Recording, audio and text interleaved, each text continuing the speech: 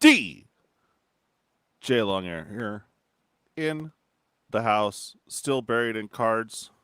Sorry for the lack of content lately. I've been working hard on this game, man. It's been nuts. But I did get the order from our boy, My Three Stooges. It's kind of what I have displayed out here. I know he sent me a ton of art cards, which I need. Thank you so much. But I have this little stack here and this stack to go through. And then we got two different things that he said were the value, so I need to check these out. And then a stack that I know is for me, plus some Dragos. I know there's a mana foil in here I'm going to yank because it's a demon. Oh, baby. So anyways, welcome all. I don't have the sound on because of copyright. Bruh. So good morning, everyone. Yeah, I'm sort of up. I've been dealing with health issues in setting up this massive pool game to afford some Avatar. And, of course, some future giveaways coming down the road. I wanted to start it today, but I just got this in, and then I got a huge box in from a new subscriber and fellow friend here on Facebook. So I have to go through all of that. So, good times.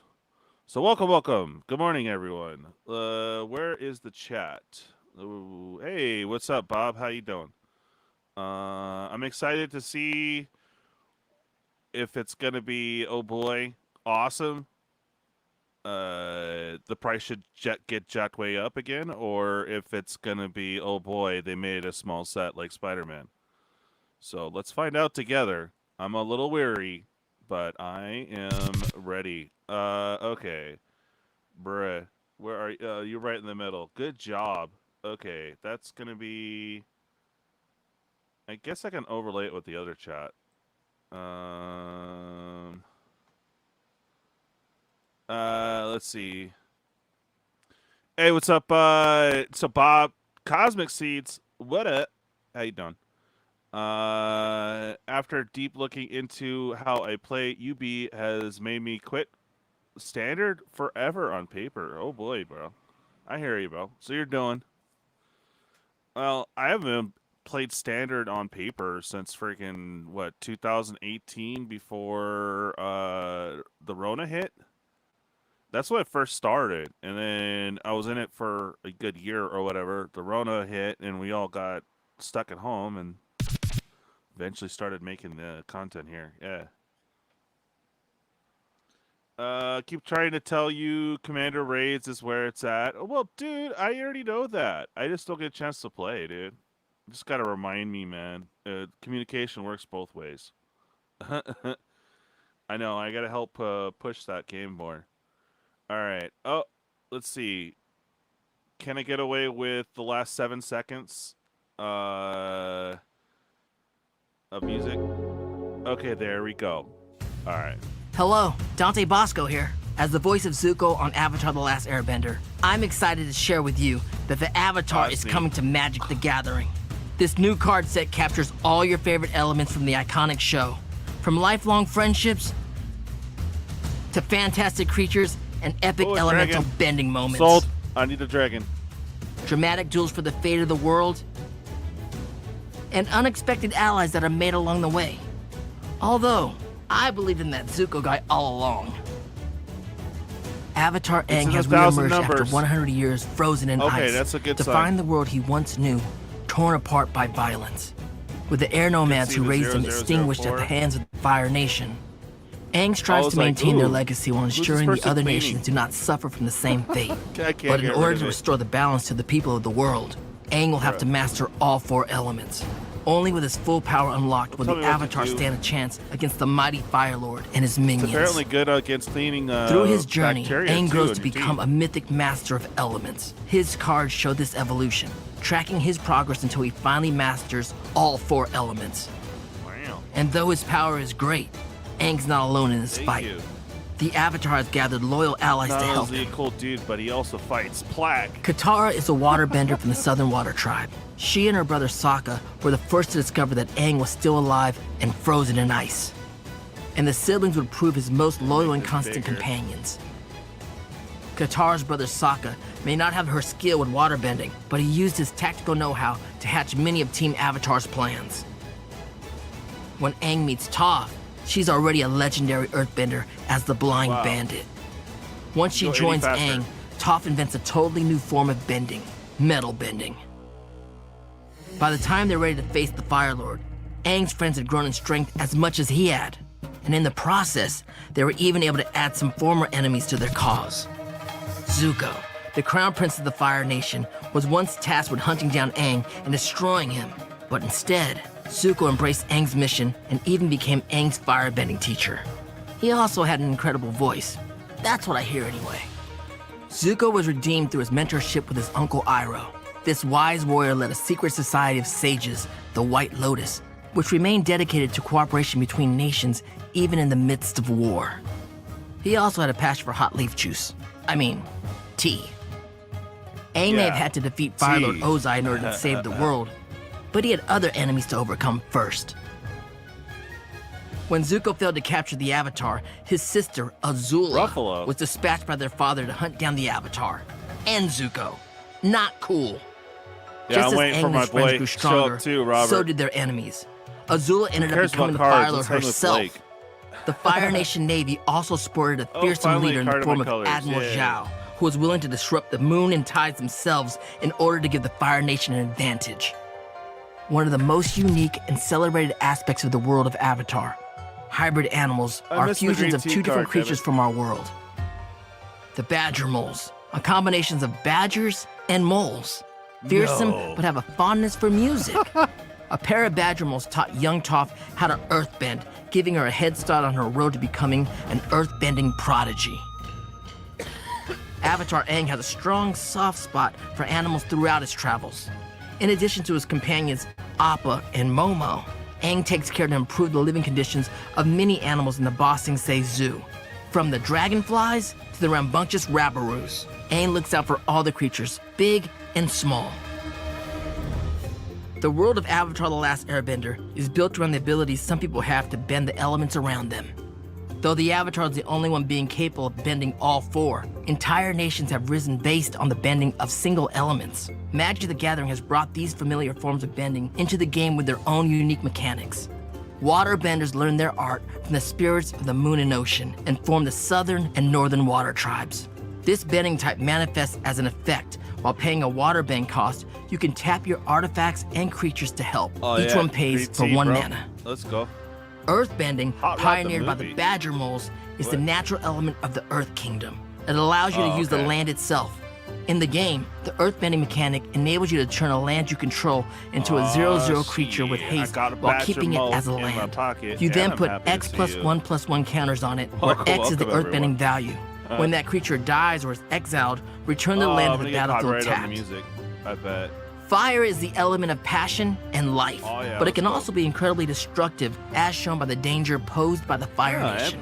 Whenever a creature with firebending attacks, add red mana for the firebending value.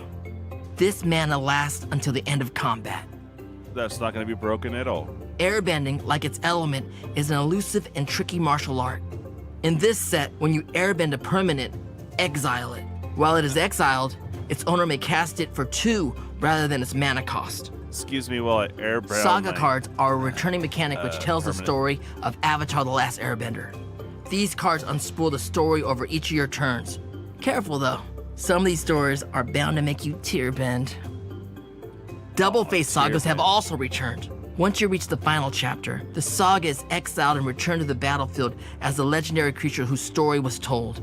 In this case, one of the avatars who preceded Aang, the mighty waterbender Karuk. Avatar Aang was also able to draw on assistance from his friends and people from other nations in his fight against the Fire Lord. Celebrating this, the Last Airbender set returns the ally creature subtype.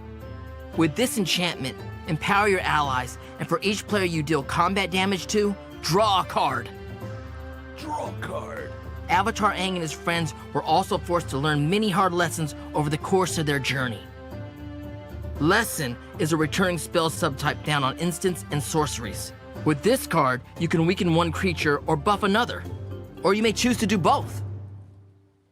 This set also has many art and frame treatments, showing off the unique style of the world of Avatar: The Last Airbender. Borderless Field Notes cards allows you to appreciate the creatures of Avatar from the mighty dragons to the little badger mole cubs.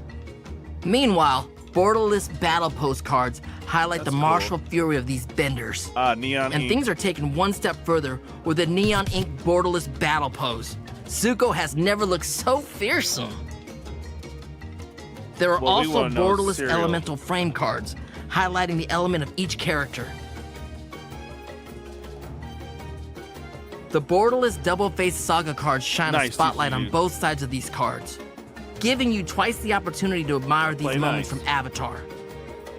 This card type also includes Avatar Aang in a borderless raised foil, with art from one of the creators of Avatar, BrianGilesMTG himself. So neon and borderless source material cards reprint actual frames of Avatar: The Last Airbender on the card itself. Here, Tui and Law, the spirits of the moon and ocean, are reprinted on a Mystic Remora card. Or a close-up of Ozai. He literally burned Zuko's face to teach him a lesson. Talk about a cruel tutor. These cards let you appreciate moments from the show as they actually happened. From the first meeting of Aang and his trusty air bison Appa, to the very first glimpse of Aang himself. And they didn't have to pay to make new For art. those familiar with the world of Avatar who are hoping to get into Magic, look no further. The beginner box has everything you need to play. This box is the perfect introduction to the rules of the game, teaching you as you go and containing everything you need to play with a friend. You don't need to buy anything else for learning Magic. Coming with Jumpstart decks you can play out of the box, along with a game mat to play on and an easy-to-use guide.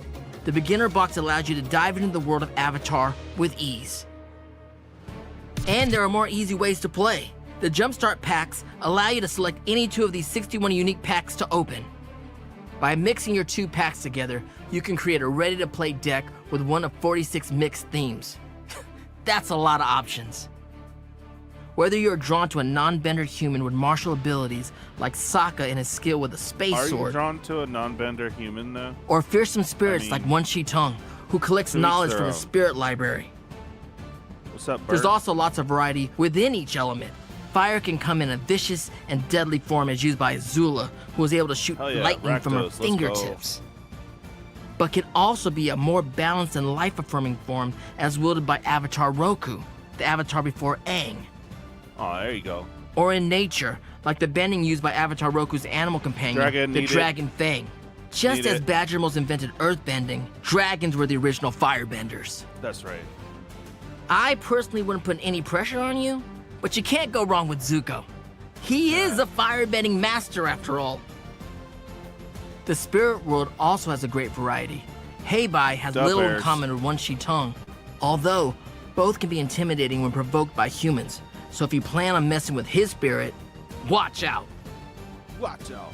If you are drawn to earthbending, you can play as another of Aang's past lives. Avatar Kyoshi, the avatar before Roku, was so fearsome in life that even 2 lifetimes later, Aang was still being accused of murder on her behalf. Oh, that's an easy turn too. And no earthbending deck would be complete without the self-identified greatest earthbender in the world, Toph. The Jumpstart packs also include reprints of existing cards remade in the Avatar style. Nice. There aren't any dedicated Commander decks for the Last Airbender set. Instead, there will be a Commander bundle, which contains 9 14-card play boosters, 2 of 10 Commander bundle booster fun cards, and more. Each bundle also comes with special versions of Arcane Signet, Soul Ring, and Swiftfoot Boots. These staple cards capture moments from the show in the beautiful borderless elemental frame treatment. Included? With so many incredible moments to choose from in the show, it was hard to narrow it down to just 2 amazing scene boxes to include in the set.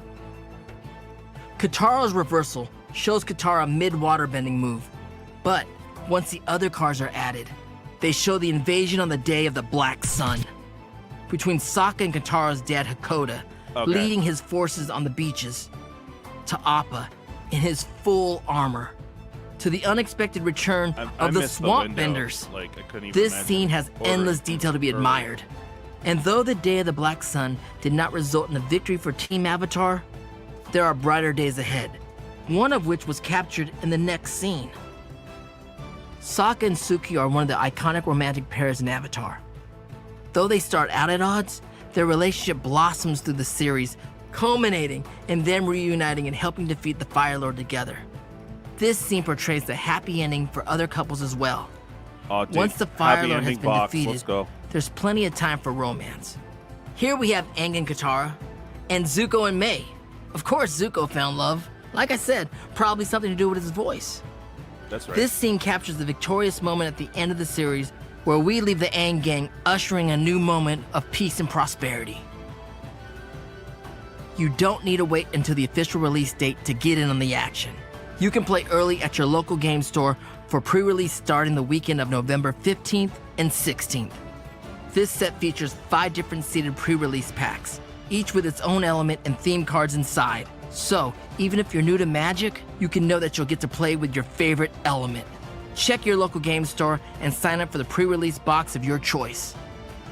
There will also be social events like a monthly 2-headed giant Commander Night, Commander Party, and Commander Box League, each with an opportunity to get exclusive cards, like this one, showing Sokka and Katara with their beloved Gran Gran. Oh, where's the Gran Gran card? My cabbages! This version of the Cabbage Merchant, who might consider the Avatar gang his greatest enemies, will be available exclusively at Magic Presents Master the 4 Elements. This set will also be available on Arena on November 18th. Tune in on November 12th to watch Magic streamers play the newest cards. Otherwise, start your own bending adventure on November 21st when The Last Airbender will be available everywhere. I am so excited to join the world of Magic the Gathering and hope you'll join me in playing this new set. Adventure. If you can't, well, that's rough, buddy. Just saying. All right, Blake, where you at, bro?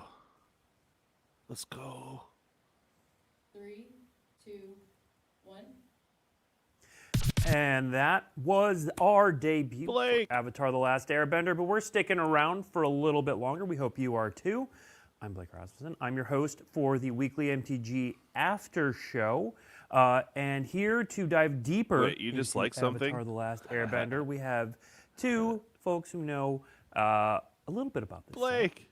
We have Chris Mooney and Dylan Devaney. Welcome. Real quick, before we dive into stuff, tell us a little bit about your work on this set.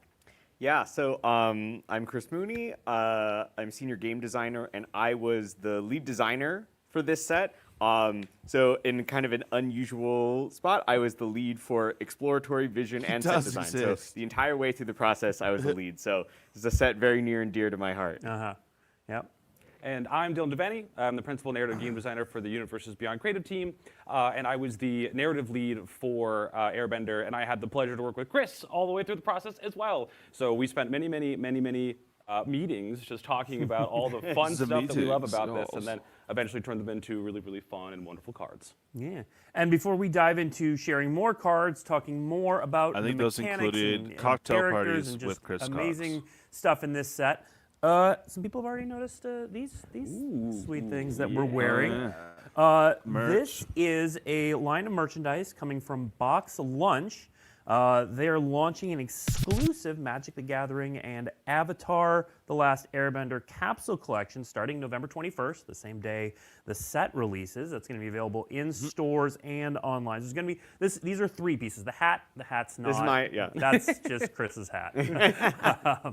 The hat is not part of it. There's going to be 14 official pieces. The collection is going to debut alongside the trading card game, which is also going to be available at Box Lunch.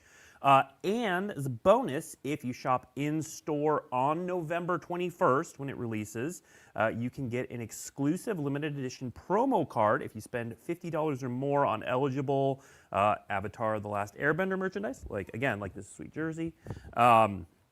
or on Magic Gathering cards. The featured character is a surprise. We're not showing that off today, but stay tuned.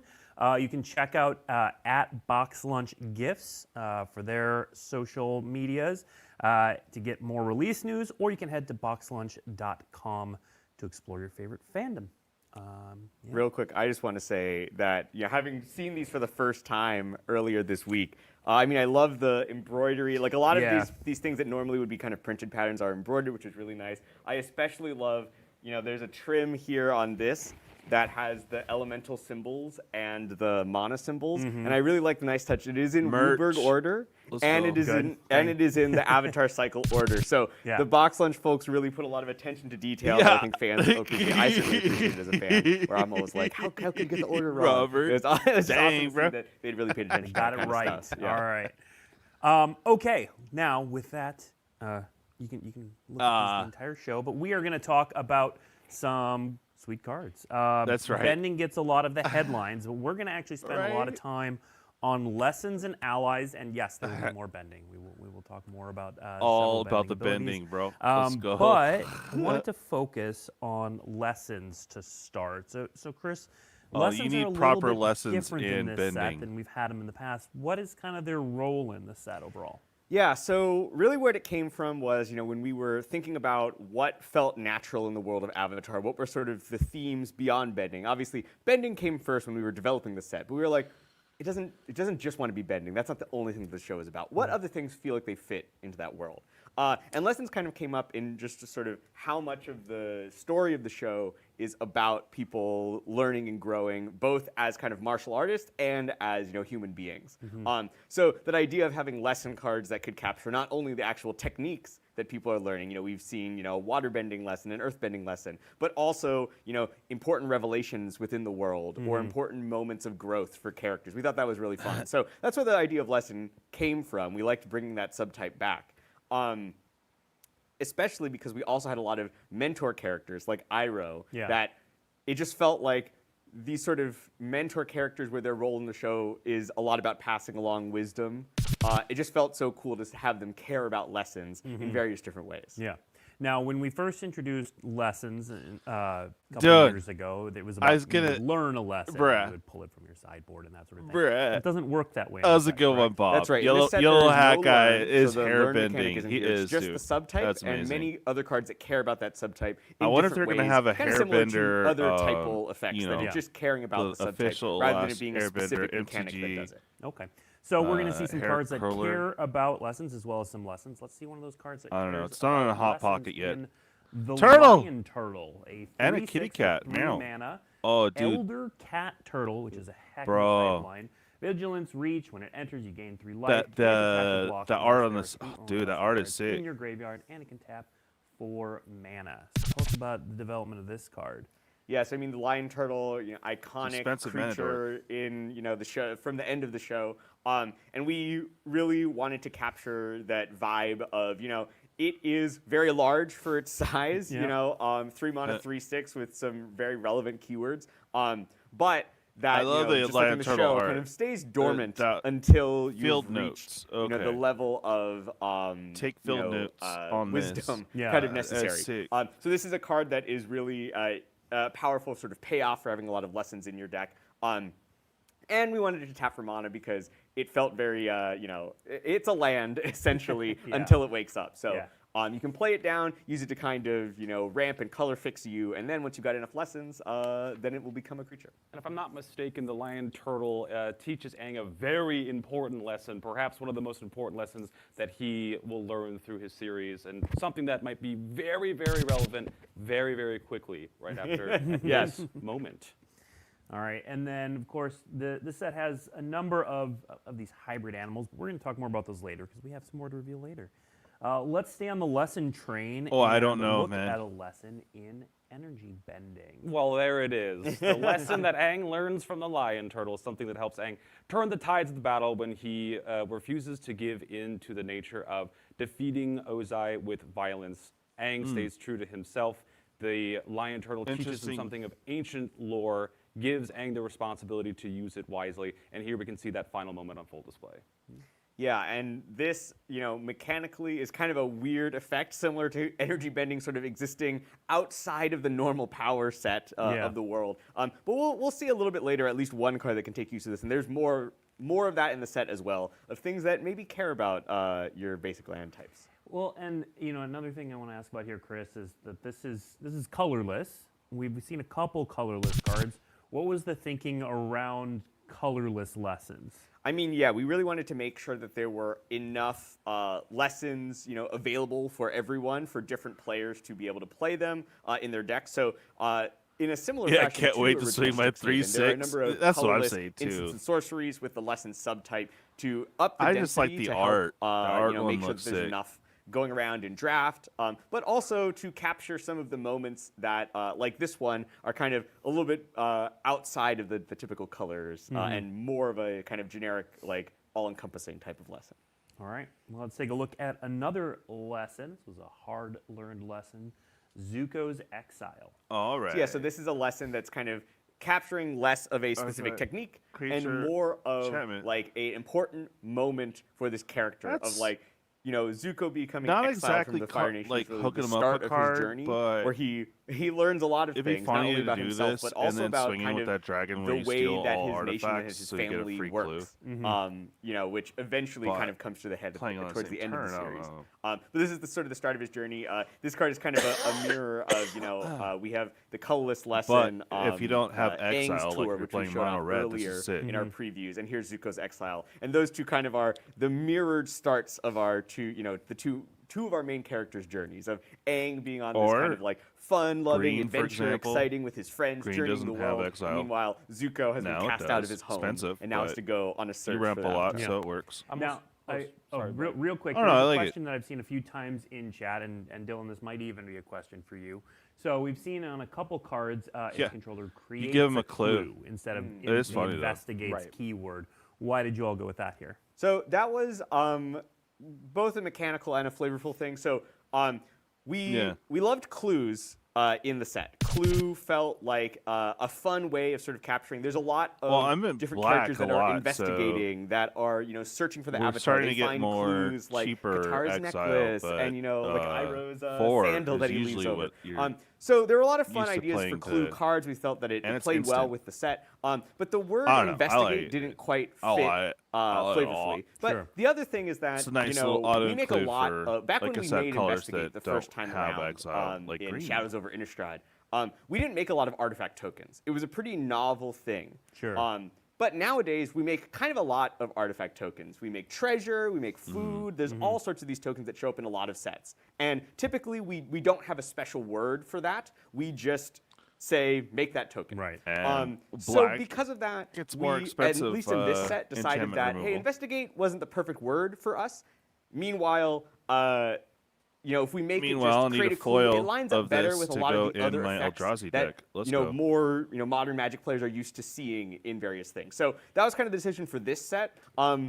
We'll see if when clues come back, if maybe it's in a very fitting setting, maybe investigate will but, I return. mean, or maybe we another will not use that Exile word. I think card we're kind of still in, open to that, but here we colorless? wanted to line it up 'Cause the more other with one's the other 7, set. Also, right? as we've seen on previous and future So, cards, makes food tokens and not other such as tokens. good So we thought as a lining it up 7 with as that you made hook more them up sense. a clue, but still. I cut pretty you off. good. No, earlier. I was actually gonna cue that up and be like, wait a second, we're missing a word here. So that's the Great perfect minds think alike, conversation.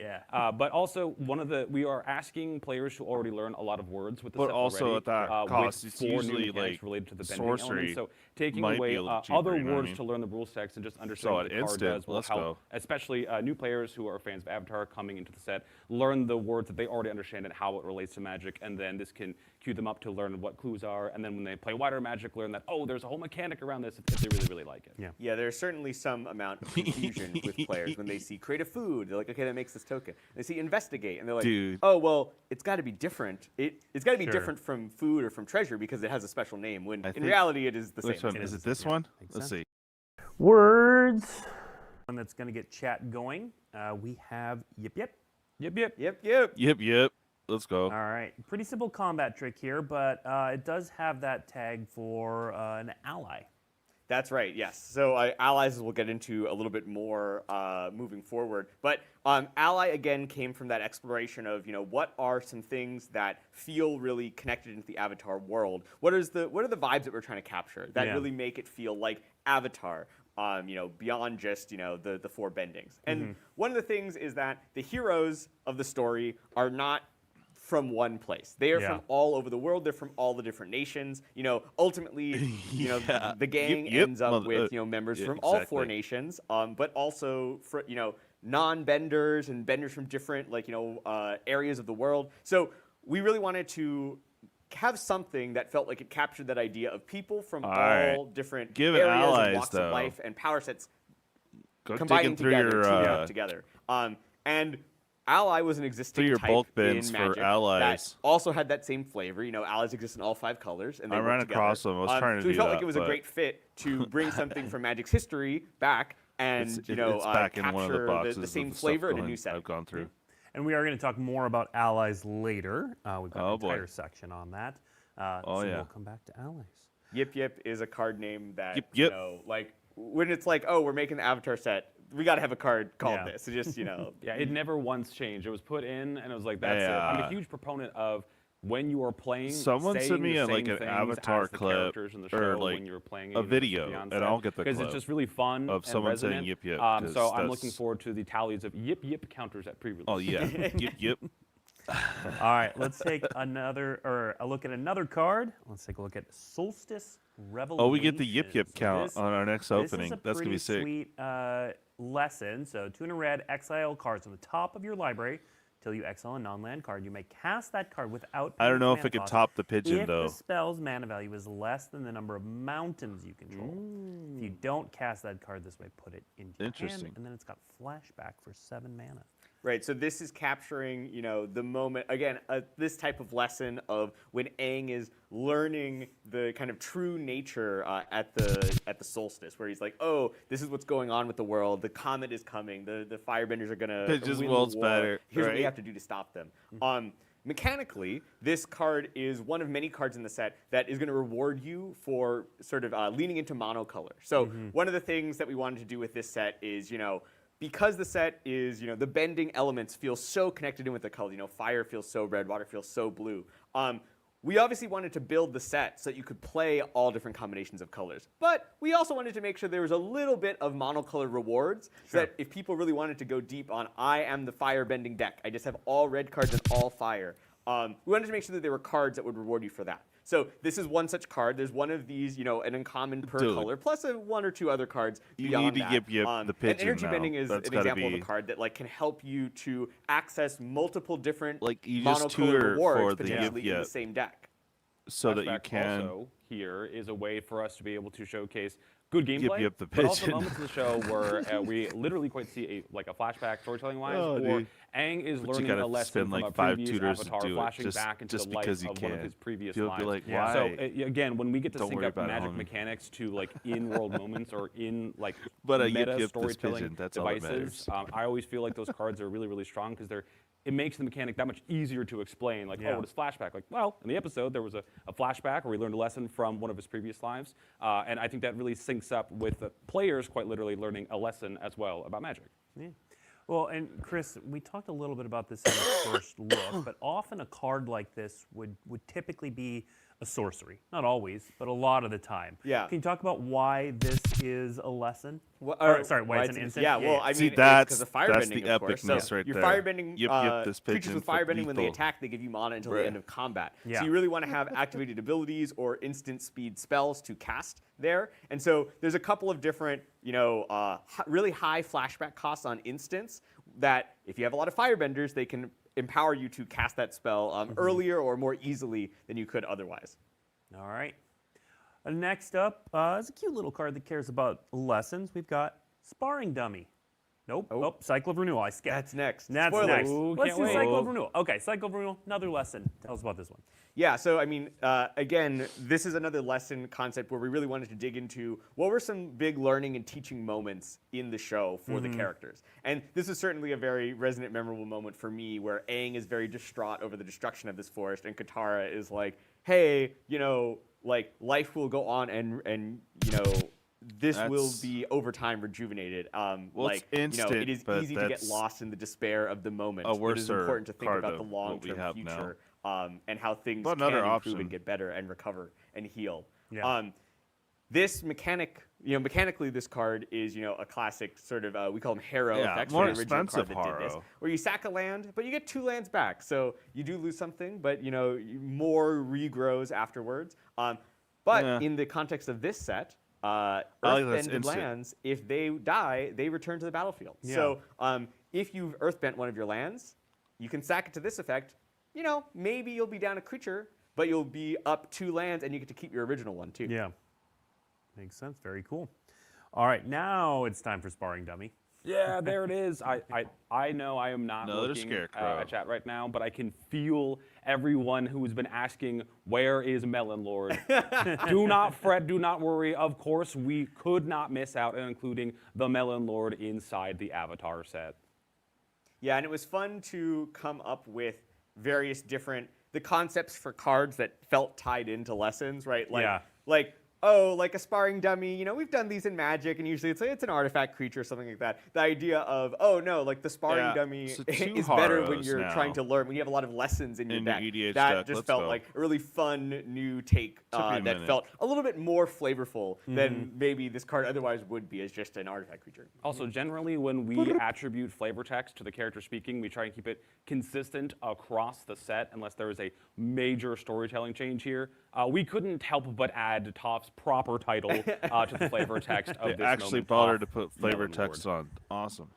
All right. Next up, we have a card, another card that cares about lessons, but it also cares about shrines and sagas, for that matter. So, tell us a bit about this card, Chris. Yeah, so here's Guru Patik, the guru that Aang goes to learn from at the Eastern Air Temple. Just trying to make sure I got the right one. Guru Patik cares about lessons, sagas, and shrines. These are 3 things that show up in the set. There isn't particularly a deck or anything that is built explicitly around all 3 of those, but they all show up in the set. Lessons is a little bit more of the set. Saga is a little bit less of the set. But generally, they all felt like very flavorful for this character that is, a master, a historian, a teacher, to be able to connect in all of these things. He lives at a shrine, like he, is connected to the history of the avatars, and he teaches a lot of great lessons. So it felt like a fun way to make a card that could kind of support not just the lessons deck, but also a couple of these other fun sort of sideways strategies for draft. Now, I want to pause here, too, and talk a little bit about the use of hybrid in the set. So there's a number of hybrid cards in the set. What led to the inclusion of those? That's right. So for the hybrid cards, there are a couple of different reasons. One was, again, we wanted to kind of make sure that we were showing some support for monocolor players. If you want to play monocolor, well, hybrid really helps with that because it allows you to play, there's more cards in the set that you can cast easily in your monocolor deck. The other reason is that, there's a cycle of 10 hybrid legendary creatures at uncommon. And the reason for that is that we wanted the recognizable characters to be easier for players to pick up early in draft and kind of be flexible in where they played. So, for example, with Guru Patik, for someone who maybe loves this character or is just interested in going into this strategy, they can take this card early and maybe they'll end up blue-green, but maybe they'll end up red-green or red-blue or or mono-green or whatever. And so the fact that this card is hybrid really gives you a lot of flexibility in draft, as well as we'll see in other places, like for example in Jumpstart, where we want the packets to be monocolor so you can shuffle them together. The hybrid cards also allow us to put a lot of different cards in different packets that way. So hybrid was a really useful tool for us when designing the set, and especially in making sure that these characters could end up in as many different decks as possible for different kinds of players. Yeah.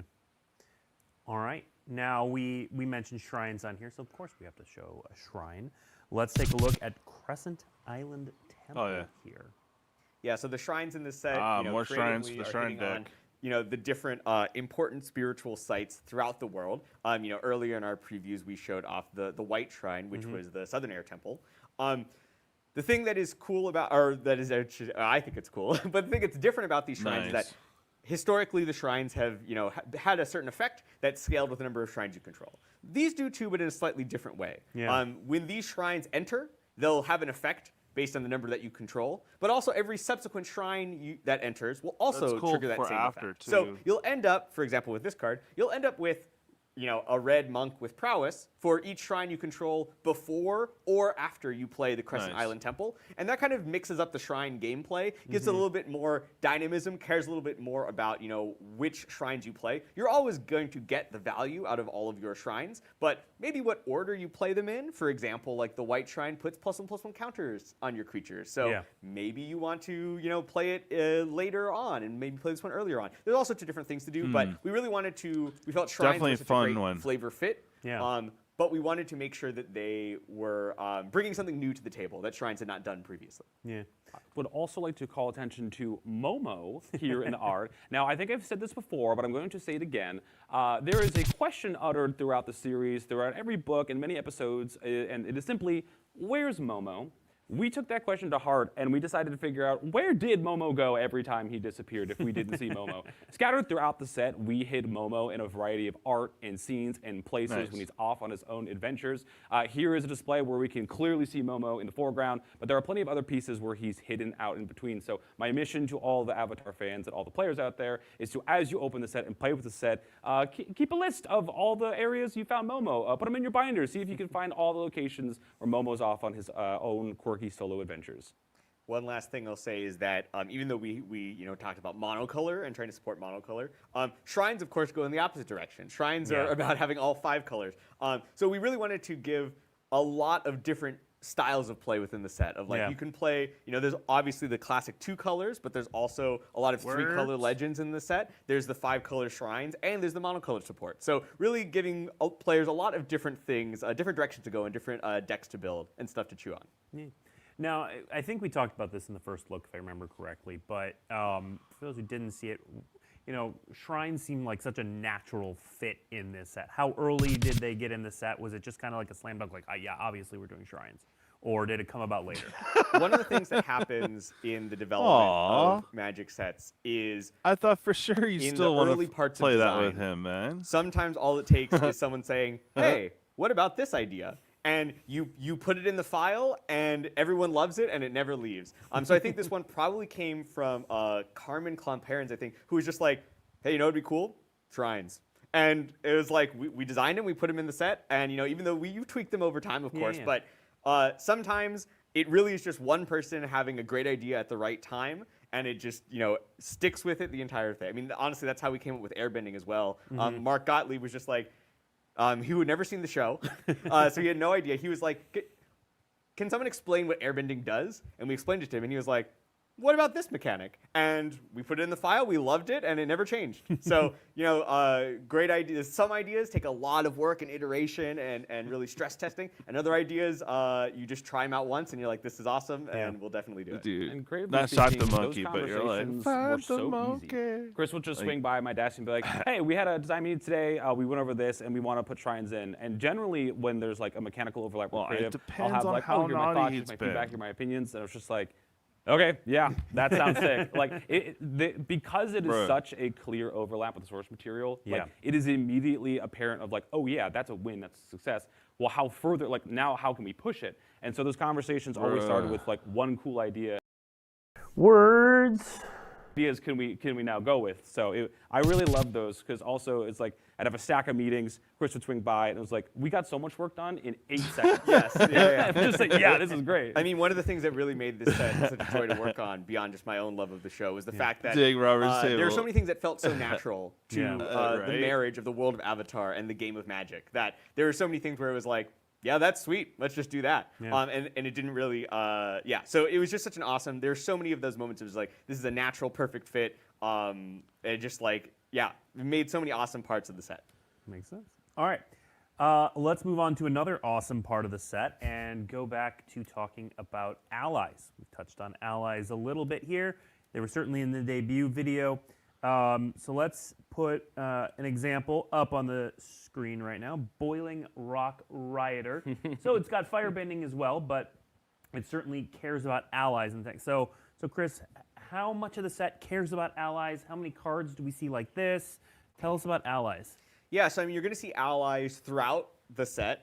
They definitely show up slightly more in white and green, both for flavor and mechanically. We wanted to make sure that there were sort of a core colors that the allies existed in for draft. But allies show up in all the colors. That's kind of the point of them. And we wanted to make sure that we were able to capture allies even in kind of unexpected places. So, this is Chit saying, a prisoner from the Boiling Rock.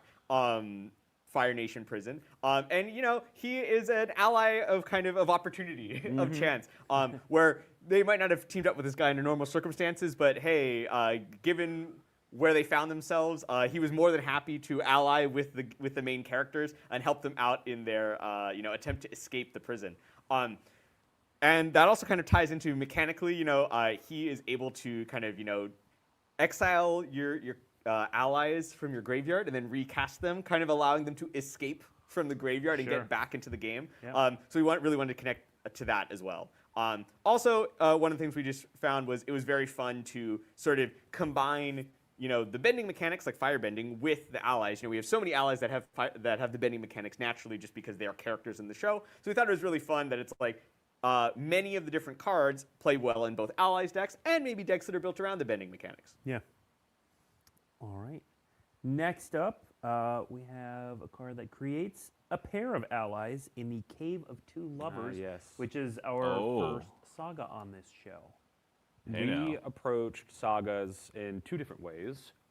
This is a particular example of what I would refer to as like a classic Magic saga, where it is specifically retelling lore, mythos, and history like we would in any Magic plane. One of the wonderful things about Airbender is that the lore and history of the previous avatars and world generations are paramount of importance to the experiences that Aang and his friends go through, constantly learning about the past to inform the future. So this saga here is from a particularly beloved episode that explores the kind of like a cyclical story that happens in a particularly beloved location. That is a kind of a journey that Aang and Katara end up going through. But this saga explores that story as we were told to it or as it was sung to us, and kind of recreating the experience of how we would tell stories through sagas and Magic here in the Airbender set with just a wonderful, almost like in-world depiction of how this story might be presented in the current era of Airbender.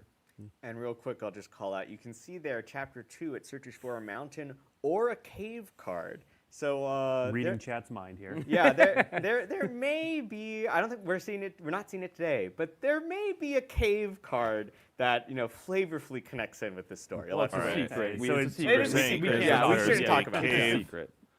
All right. Let's move on to Water Tribe Rallier. So this one has Waterbending 5, and I do want to pause and just chat about Waterbending real quick, but also look at the top 4 cards of your library. You may reveal a creature card with power 3 or less from among them, put it into your hand, put the rest on the bottom of your library in a random order.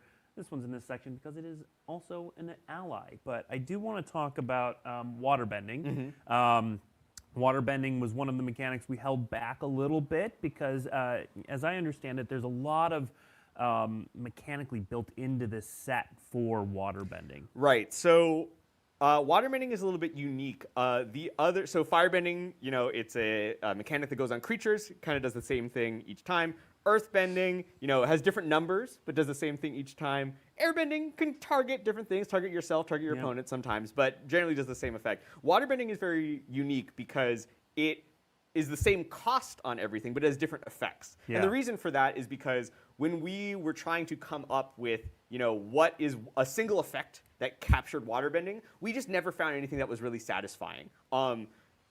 We represent water magic in the game of Magic so many different ways. None of them felt uniquely specific to water. And in the show, they use water in so many different ways. They are, they can create liquid and solid ice and gaseous mist, and they can heal. And so there's so many, and there's blood bending, there's plant bending, there's so many different ways of using it. So what we were really looking for with waterbending was a kind of singular input that could create a lot of different outputs. So that what makes it very different is that each waterbending card, they all want you to have a lot of different creatures and artifacts in play to help to pay the costs. For example, Water Tribe Rallier here plays really well with allies. There's lots of little allies that are very cheap or make ally tokens. So not only is this card an ally itself, but you're also likely to play it with other cards that will make it easier to pay the waterbending cost over and over again. But also to but because all of them are doing different things, it really captures a wide range of different ways that waterbending manifests in the show. All right. Also, creatively, one of the amazing opportunities that we had when working on the set with Avatar Studios was to find little areas of the world to like +1 and explore a little bit. So if you're a fan of the show, you remember that when we go to the Northern Water Tribe or in the North Pole, most of the female waterbenders are healers. And as Katara comes in, there's a big struggle between her and Paku about the role of a waterbender. And Katara's presence there kind of shatters the societal expectations of who can waterbend in what way. And so after that, we see that later on in the series, we've got waterbenders from the north that come, act as allies, and reinforce the gang. But we wanted to explore, like, well, after Katara left, do the other healers learn more bending combat and offensive capabilities and become a part of the wider organization? So we found areas to kind of explore and flesh out the ramifications as Team Avatar has moved throughout to see where those kind of characters might have gone, which is a really, really fun opportunity to continue to flesh out the world with our partners. Yeah, it was awesome to work with them and to discuss these little details of the world that we got to kind of expand or explore. Yeah.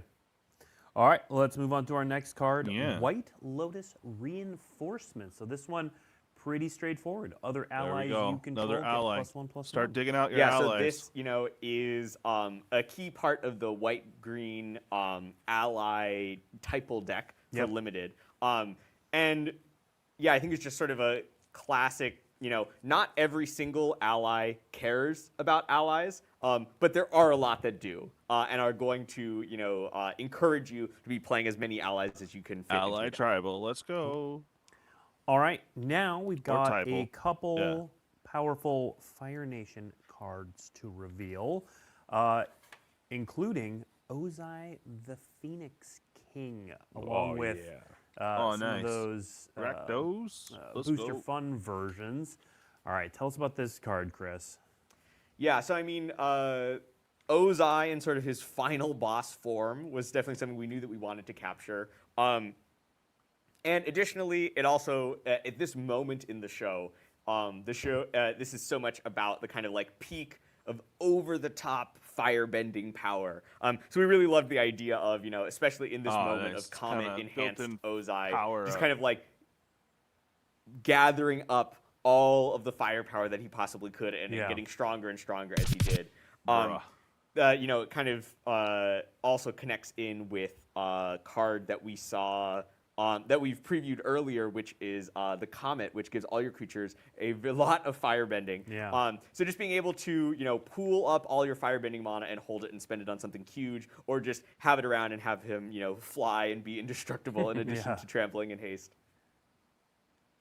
Yeah, and these Booster Fun versions are amazing. One of the ways that we wanted to continue to depict Ozai was always like a bit of distance. Generally we want to show like a legendary character, a legendary creature in like a cool heroic moment or a really awesome action shot, and we're getting the action shots here, but we're trying to keep distance away from Ozai because he is still that kind of like looming villain. Even when Aang and him are fighting at like the very end, it was important for us to like feel as though you could see the weight of his firepower versus just him as a character, because of what he represents and the force that he brings as much part of his character as his like actual It's gonna be design fun and his to build aesthetic. around. And that kind of becomes true Commander would across be rough, but I most of the mean, iterations of the art that we will see, whether it's in the main set, the borderless You could scene, build the up borderless and battle then pose, and pop so this on. bad boy in. All right, let's look at another Fire Nation card. We've got the Fire Nation Drill. We haven't seen many vehicles in this set, but this is a pretty unique one. Yep, there are a few vehicles, just for flavorfully capturing the field vehicles that we notes. see in They're the kinda show. cool. Here we can see that, right, Fire Nation Drill, it destroys something when it shows up. Destroys something with power 4 or less, so pretty good at taking down walls. Yeah. It also has this ability where it makes things lose hexproof and indestructible. I don't know what that's about. Maybe there'll be something else in the set that, gives one of those two things that it might be good to have a drill to help take down. We'll have to see. But yeah, this card, like very memorable episode and moment in the show that we really wanted to capture. And also, I want to point out the sort of for the borderless field notes. I was going to ask about that. That's normally creatures and animals. Right. So we'll see a lot of hybrid animals that have the field notes. But we also kind of wanted to mix it up and add in a little bit of variation. So there's some of these, a war machine, kind of large mechanical or just general like structures where we got a little bit more like blueprints or architectural with the field notes. Same style, same treatment, but allows us to kind of explore different aesthetics than the kind of like biological, zoological type of notes. All right. We are nearing the end. Not there yet, but we've still got a few cool cards to show off in our bonus round, as well as some of the borderless versions of cards we saw in the debut video. But before we get to that, let's take a look at our next card, Daily Agents. This is a sweet card and a sweet-looking card on that borderless scene card there. Yeah, so Daily Agents, when it enters, you earthbend one, and then you earthbend one again. Yeah. And so that means you could double stack up on the same land or split it up into 2 different lands. And of course, the second ability, where when it attacks, it drains your opponents for the number of creatures you control with +1/+1 counters on them. That encourages you to split up a little bit. What's fun about earthbending is that if you have multiple earthbending effects, you have a lot of flexibility. Do you want to stack up on one? Do you want to spread out? Generally speaking, in Magic, it is more powerful to spread out. But because each earthbended land is an actual land that you're giving up, there's a lot more tension as, like, hey, can you afford to have 2 of your lands be creatures, or are you just going to use them for mana every turn? So, it's not as effective as maybe having one larger thing. Daily Agents here, of course, cares about +1/+1 counter, so that's sort of the black-green theme for the set. But there are plenty of other ways of using earthbending too, to for landfall or for having a larger creature if you stack up on one. So earthbending is very flexible in the different ways you can use it. And I love the introduction of black mana to the Daily. We've seen a lot of green and maybe a little bit of green-red earthbending as the more like primal and more expected version of it, but the Daily have such a specific flavor inside of Bossing Sand when we see them, giving them black mana and then adding more what's how up, earthbending it has been adapted is a great way to showcase like the in-world storytelling and us for our color pie to explore a mechanic that is increasingly flexible or gains kind of new attributes when we kind of spread it out from its core color. That's right. Even though the bending mechanics are generally focused into one color, they of course splash out into different places based on flavor and also for gameplay. And black, of course, not having any sort of element directly tied to it, is the one where we see the most of the different elements kind of like, hey, there are, villains or anti-heroes in all the different nations using all the different bendings. So black is going to see a lot of the different bending mechanics showing up. Yeah. All right. We touched on it earlier, but let's talk about the hybrid I'm gonna animals. laugh Let's take a look because at Tiger Seal. what is my and meme talk land? I a like to bit put more. in every I mean, deck. this in and of itself, very cool card. Single blue mana for a 3/3 dude. vigilance. I'm But gonna have to beginning look of your at a upkeep, deck to find tap it. this creature, and then when you draw Hold your on. second card each turn, untap There is this a new creature. turtle for you. This is Yes. an adorable little thing here.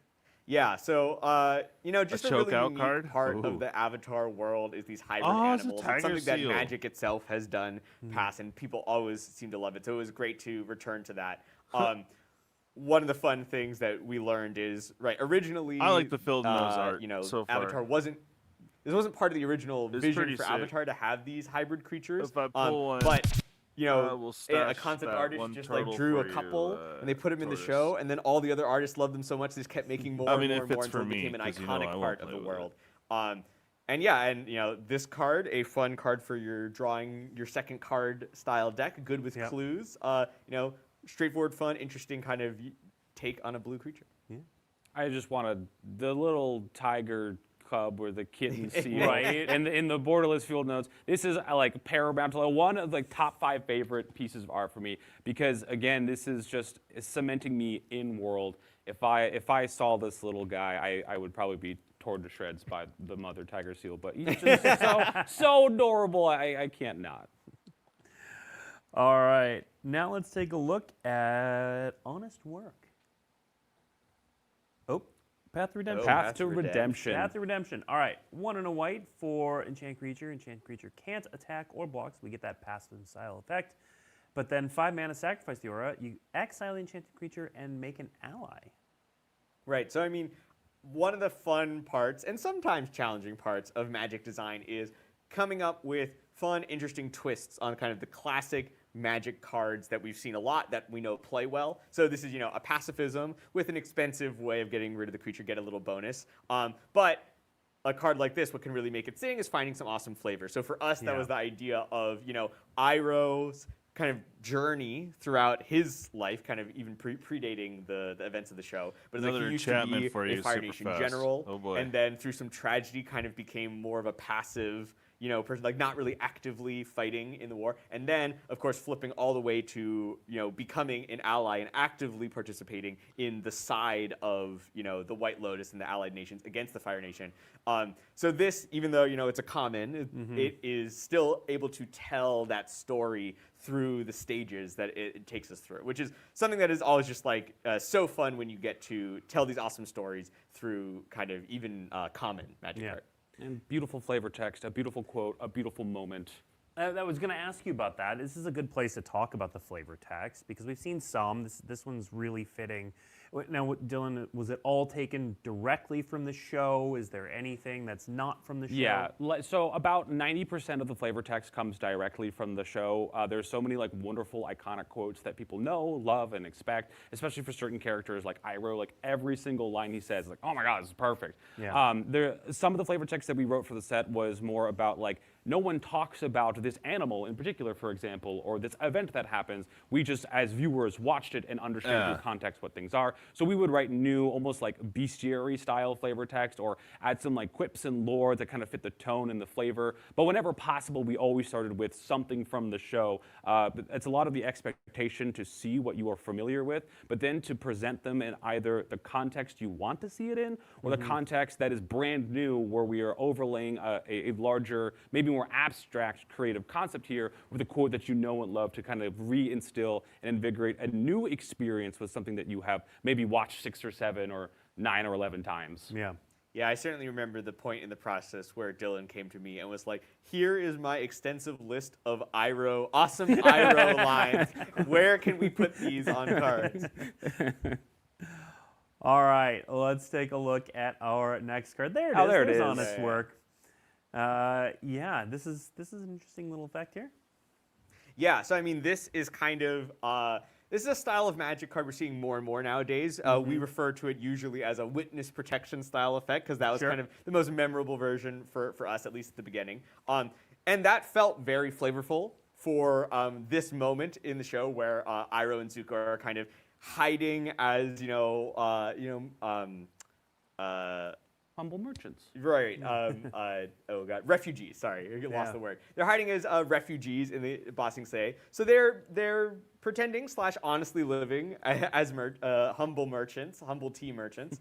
So we wanted to really capture this, and we loved just the general vibe of, yeah, that creature's in hiding now. They're just normal. In terms of like exactly mechanically, one of the things we found was, hey, more enchantments. Just the classic normal style of witness protection effect. Oh boy, kind of pretty annoying this if is it your goes on an earth-bended land. fast. So that led us to this kind of different approach where you kind of get to remove all +1/+1 counters and tap the creature, which is a benefit. But then in exchange, that creature does get to tap for mana. So. That's kind of the trade-off of a little bit stronger in one way, a little bit weaker in another way. That helps it fit mechanically with what's going on. And I also think that tapping for colorless mana feels like they've become a team merchant, at least to me. Just like a little utility guy that's helping you out still. All right, now we are gonna move on to showing off some of the borderless versions of some cards that we saw in the debut video. We'll chat about the cards as well. We're not going to just blow right by these.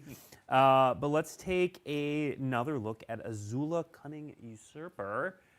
So we saw, again, the main set version, but we got the borderless version on the right. But let's talk a little bit about what's going on with this. It looks, you've got firebending and a blue-black card. There's a lot going on here. Right, so yeah, firebending, we wanted it to make red mana because that just felt so resonant. Just visually seeing the red mana symbol feels like fire. So that meant that we were going to put it on a couple of non-red cards. Now, the the way the commander rules work, the reminder text red symbols don't count towards color identity. So this card is a blue-black card for color identity purposes. Although there is a 3-color Azula, which we have seen previously as well. Yeah. But Azula, among her many traits, she is a expert level firebender, a master. Even at a young age, much stronger than No, sorry to Dante Bosco, a little bit stronger than Zuko, we'll say. But so it just felt wrong for any of the Azula cards to not have firebending on it. Sure. And we found a couple of different unique ways for her to use that firebending. For example, in this case, she is going to, this is representing Azula in book 2, where she, it's particularly the moment where she takes over the Earth Kingdom, kind of, performs a coup and is able to usurp the Earth King and Dai Li. Yeah, take over the Dai Li and become kind of this new Long threat. Feng, Long Feng, the leader of the Dai Li. So she takes over. So this idea of she shows up, she exiles a couple Euro cards, and then now she gets to cast them. She gets to take over those cards. That felt like a very fun and very Azula thing to do. We've also seen a couple of this in particular moment from the borderless side of here, done by Tony Infante. A couple of those cards are starting to stack up. I'm curious if people are putting together what exactly this is maybe building to or putting together, as they do go together, and there is a very specific scene that these are all kind of building towards. Very cool. All right. Speaking of 3-color Azula, let's take a look at Fire Lord Azula. There's 3 colors. Let's keep talking about Azula. Yeah, I mean, so here we have the sort of final stage Azula in the very last episode of the show, where she's kind of completed her simultaneous ascent to the throne and descent in terms of her mental state. But so yeah, in the final duel with Zuko, here we see Azula for her very temporary stint as Fire Lord. See if we can get Hayley to play that. But yeah, again, just kind of, we found firebending was a really fun mechanic to work with. We found a lot of cool and interesting ways of using it. And in this case, finding ways to be able to cast spells in the middle of combat. Yep. Instance, of course, but if you have ways of granting flash or just other cards that maybe have flash naturally, you can really do some awesome stuff with what you can copy.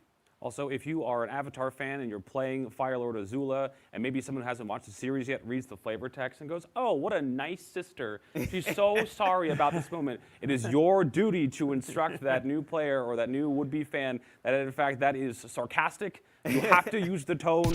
She is not sorry at all. In fact, she's very excited to finally defeat Zuko. Where's the /S? Yeah. I think, thankfully, the face in the awesome, art here is really going to help to communicate. Really communicate her goals. Yeah. Well, I mean, speaking of the awesome art, like the borderless battle pose, these are just some of the most striking borderless cards we've ever done. Yeah, it's important to kind of display Azula as power incarnate, just like we were talking about with Ozai. But we get so much more close-up screen time with Azula. That's why we also try to keep her a little bit closer to the frame, because her expressions are exceedingly important to understanding her character. Yeah. All right, now let's take a look at the main and booster fun versions of Aang at the Crossroads / Aang Destined Savior. All right, so we haven't in this show, we did a little bit again at the first look, but talked about the sort of the growth of Aang as seen through the cards. The debut also dig out your avatars on it, and but, allies. Where is this version of Aang at in the story? That's right. So this is Aang at the end of book 2. Gonna be a lot in your where common he has, uncommons. he's picked up earthbending along the way, and in particular, this front side is kind of capturing Aang's journey through this. He's searching the top 5 cards to try and find creatures. In this book, not only he starts out searching for his earthbending So teacher far, we of know they're Toph, gonna have eventually like a finds her, bling and then foil spends a lot of the rest of the season searching for his long lost best friend and Appa, possible who Surge. he also does eventually find. But Oh, no, they're in bringing back particular down Neon. here, That's we right. can see when another creature leaves the battlefield, Aang is going to transform. And that is sort of representing the fact that at the very end of the finale, he has sort of locked himself out of, against Guru Pratik's instructions, he kind of goes to help his friends. He sort of locked himself out of the Avatar state. But when he sees, his friends, particularly Katara, in danger, he sort of re-accesses the Avatar state. In case maybe someone hasn't seen the show, I won't spoil exactly what happens right after that. But we see kind of here is his, this card's really telling the story overall of his book 2 journey. And as you mentioned, we've seen a couple of different Aangs. We saw a 1-color Aang that air bends. Here's a 3-color Aang that earth bends, and we've seen a 4-color Aang that fire bends. So I don't know. There might be one. We're not big on patterns. Yeah, no, 3 seems right for the. Yeah. For us, three Aang cards felt right. 3 elements felt right, and so that is what we decided to do. At least until further notice. Talk a little bit about. Well, I don't know about colorless shorten on the backside as well. I don't know how much effort they put in. One of the but, I mean, things it's that going to be a small set. to me, and this is 190 honestly something that just came for, from my own Ninja Turtles. wishes, which was that basically I felt that it was really important that the avatar state, so the backsides of all the Aangs represent him really entering into that full-on avatar state moment. And so to me, I felt like,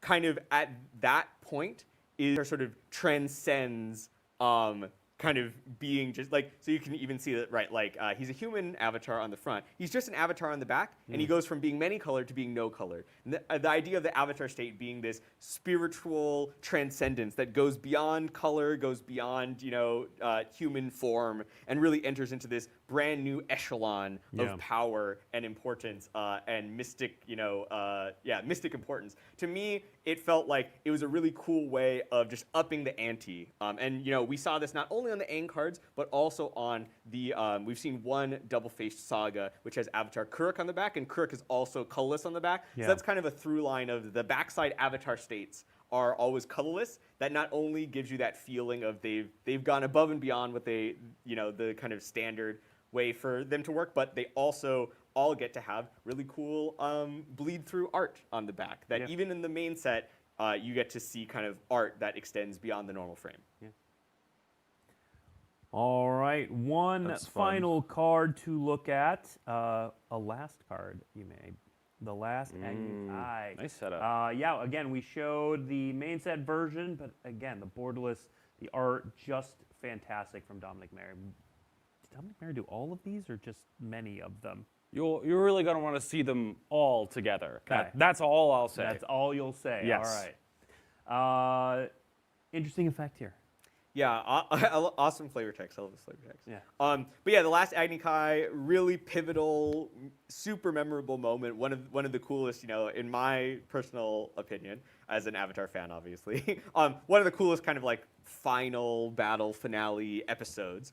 And right, just that idea of like, it has to be a fight, and it has to really tie in with firebending. Those were the 2 goals, and we, were really excited about the card that we came up with, and how not only does it capture that moment of this great duel, but also in conjunction with other firebending cards, really allows you to take advantage of that mana.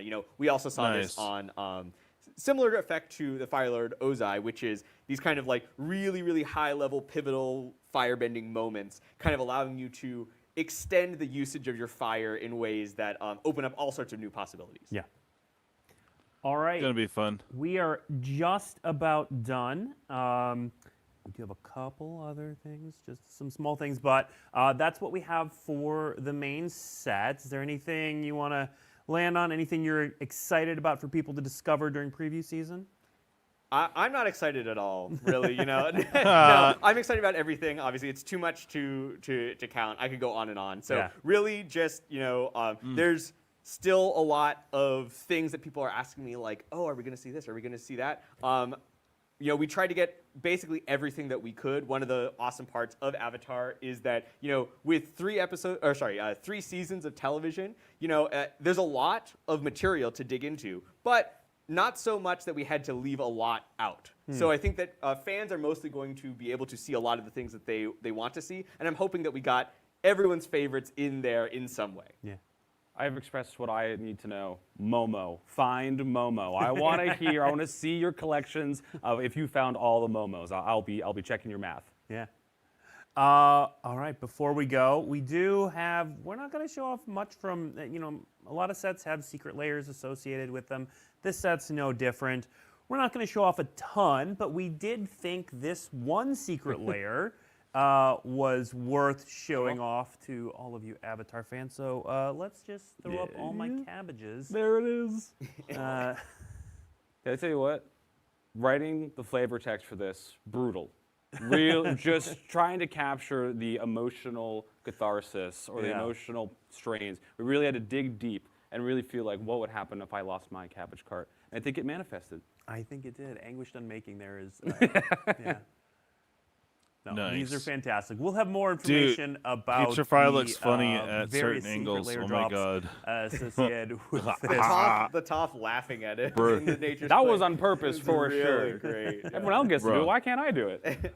And before we go, if you are interested in learning more about this set, seeing more, we of course have our ambassadors lined up. So let's put them up on the screen. So There you go. these are going to be the content creators creating some amazing ambassador content for you throughout the Avatar: The Last Airbender Oh, season. good. Our for friends us. of X is You can always back search on the hashtag scene. MTG Ambassador on your favorite social media Sibex. platform to find what any of these amazing folks are up to. So start looking for them Making soon. dinners right now. All right, that is Crazy. all we have today. Thank you for tuning in. Previews are going to continue this week and next week, leading go. into the pre-release coming the weekend of November 15th, followed by the global release on November 21st. So There you stay go. tuned.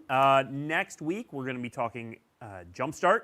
We're going to be just revealing all of it and talking about all of it. So please come see us next week. Until then, see you next week. All right. Well, guys, that was fun. Lot to digest. There's gonna be Thursday. We should be good.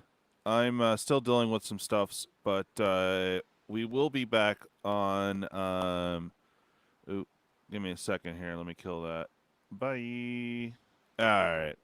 So I have more cards to go through. I just want to say thank you, Chris. I think this was just in the pile here, but got some umbras, some umbras. So these might go Antifa. It's gonna be interesting. These are actually pretty good. The sonic screwdrivers. So I'm gonna mess with a couple of these. Let's see. Tap target artifacts. Scry. Target creature can't be blocked. There you go. And there's other effects that do that in artifact and enchantments, but just cool. Another just a mana rock. You know, more utility. So, and of course I've been blinging out. Well, not blinging out, but trying to make my villains deck good. It's been a lot of work, but 2 of the land cards I needed for that deck, so very nice. Thank you, buddy. I had him pick that up. I paid for it, but whatever. In here, I know one of these stacks is going in the game. The other one, some of it, and then some future games. So we worked out a couple of things, but I think they took Urza off the list, so that is probably gonna go in the game. But we got some fun stuff here. Let's see, Remembrance. Okay, Farewell, awesome art. There's Edgar, not Eddie. Dragon. Oh, I might need it. Flame of Anor, nice. A little big boy. Okay, Chain Lightning, nice. That's old school. Oh, that's interesting. Well, it's typed at the bottom. Huh. What edition is that? I'd like to know. That's cool. Another dragon. Urchu, nice etched grave crawler. An Archon, hell yeah. This one I'm yoinking, dude. You know me and my demons, bro. But mana foil on that one. Very nice. And look, there's my ceiling fan. That is a yoink. Whatever. Dragon still resolved. Extendo Goldspan. Oh baby. Baleful. Canopy, really good. Oh my god. And that a dragon hawk. Oh man. Those dragons, I don't know. I might yoink those. I probably will probably go in. Okay, one of these I know is the cards that we were talking about. I haven't seen yet. Gold Lust Triad. Teasing me with all these Dragos. Okay. Descent into Avernus. That's a good one. Solve? Nope. Nivy Boy. It's a few bucks. There you go. Ah, cool. What is this one? Oh, Feudal Room and Awakening Hall foil. Ooh. 3 steps ahead. And the White Planet. Q. Shadow Pass. Overwhelming Splendor. Lord of Pain. Another there thingy. Yes. Oh boy. Are we missing the stack, bud? I think. Yeah, I have to check. Unless you have it in, because I remember that demon. What is? Okay, I have to recheck the list, but definitely some cards to work with. So I appreciate that, and I believe over here is probably the lower end. Hopefully $1 to $2 cards. But I have to go through this. There is a lot. It looks like it's going to be a lot of the bonus cards. There's it's funny, this card. Oh man. Okay. And Restless Forces, okay. Oh, the missing Quagmire, we found him. That's cool. Ooh. Another dragon. All the dragons I might have to yoink. Uh-oh. Okay. Some golems. There's a lot. Oh, Kaya. That's cool. Okay. Let's see. So a lot to go through. Some of these I know. Coral of the Void. That is good. Super good. Okay. Titan. Sun Titan. Archon of the Wild Rose. All foily. Nice. Pain for all. Always generous with the pain. One of the spacecrafts. All right. Oh, sweet. Stendo Biotech Specialist. Some of these are in straight Yoinkville, bro. Uh-oh. Crystal Quandary. Yeah, a lot of fun stuff in here. Let's see. We got the Lobster Citizen. Let's go. Lava Claw Reach Around. Woot woot. Okay. Finery. A lot to go through here. And then I even have a box that got sent from our new friend, Holy. There's a lot of stuff in there. I just have to do a quick look through before I can break it down. But I did want to say thank you, my Three Stooges.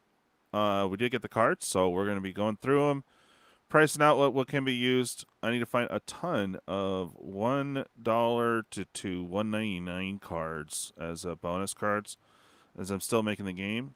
We're looking at about 420 pulls I got to come up with.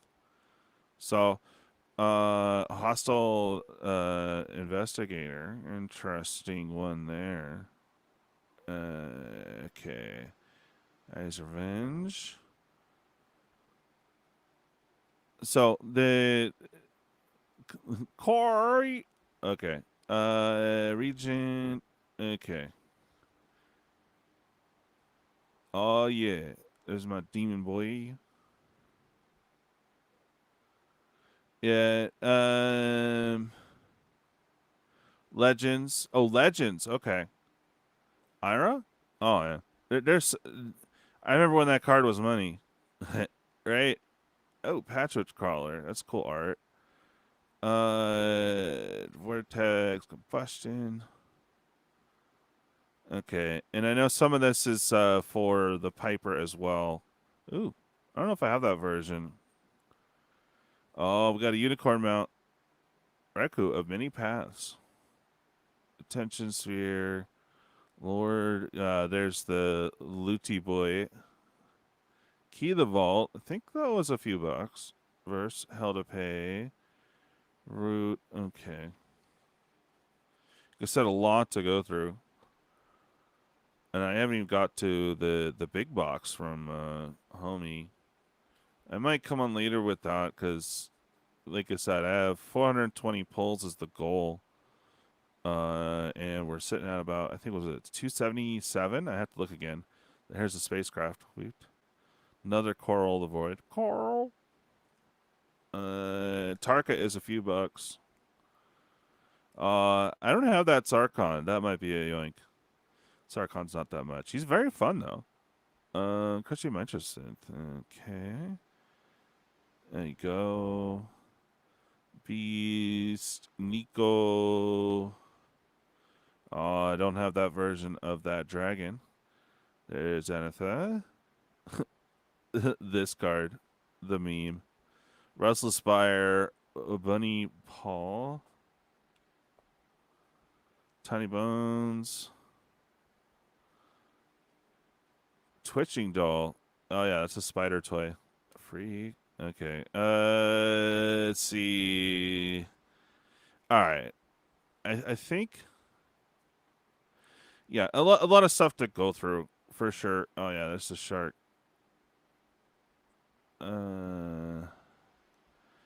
Okay. I may or may not come on later with the sorting of the other one, but I gotta log all these, or at least the usable stuff, and the rest is probably Piper material. She's not bad. Kind of a slept-on card. And a junker. Okay. Cool. Charming. Let's see. Yeah. I'm hoping to find some more $1 to $2 cards. They're not the actual pull in the game, but they're the bonus card. There's lateral. So I have to go through all of this, price it out, and pretty up the list so I can have those available, which I should be able to give the link for that. If you guys want the rough draft that I've been working off of, again, this game's going to be 100% transparent. Well, pretty much 100%. I would say like 93%. The 7% only because you guys don't want to read. So I don't know if it's going to be like a good thing for you, but it's massive, guys. We were at, 45 squirrels. We have a few coming from this, and I don't know what's coming from Holy. So I'm still getting it together, so I have something presentable, but early squirrel is going on if you guys want to hop in. Other than that, I'm going to get going so I can get to the thing. So I hope you guys had a good day, and we'll be covering more of the spoilers and all that fun stuff this Thursday. I should be good to go. So, and we'll probably do a little catch up from the week before as well. So I'll see you guys Thursday. In the meantime, I'm going to get back to work here and start scanning. Well, manually typing rather, because I'm archaic AF. So I'm going to get back to that. If you guys want any info or anything like that, just hit me up. Discord links in the whatever, in the description. I probably need to update it. Leave a message here if you can't get into the Discord. I'll give you the new link or whatever. Other than that, I hope you guys have a good rest of your day. Hopefully catch you later. Bye.